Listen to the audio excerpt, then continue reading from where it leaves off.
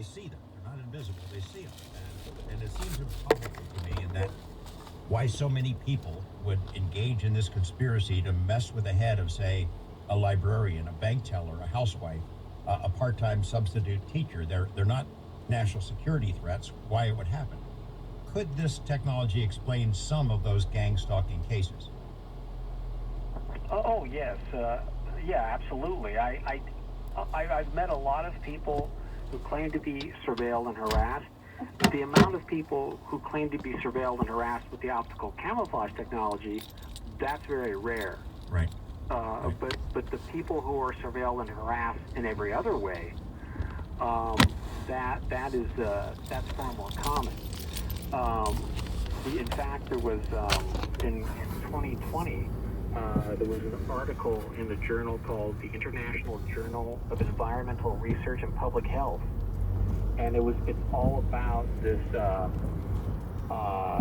the gang stalking phenomena, and they cite in there a figure that 1.5 million women claim to be victims of gang stalking, and 500,000 men in the Western world claim to be victims of gang stalking. So, let's be generous and say 85% of those are people who are mentally ill. Let's say that. That's still a lot of people. Yeah.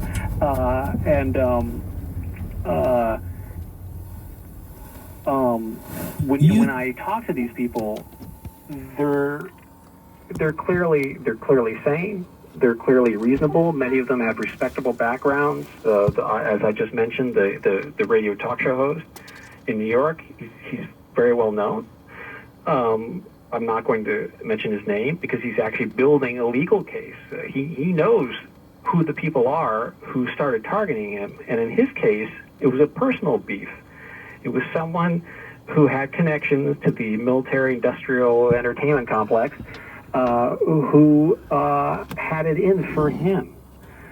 And the way I describe it in the book is, imagine you're driving down the freeway and you accidentally cut off a special agent, Lita Johnson, on the freeway, and then she gets pissed at you and immediately puts you on the list. It can be something as petty as that. And guys, I just want to let you guys know, I talk about this all the time. So you're telling me, just like regular officers, so they don't like you or something, then what? You know what I mean? They have the power to do whatever they want. We're living in a dangerous world. So we got to make sure we respect these First Amendment auditors. Don't go run your mouth about them. These guys are doing a good job for the people.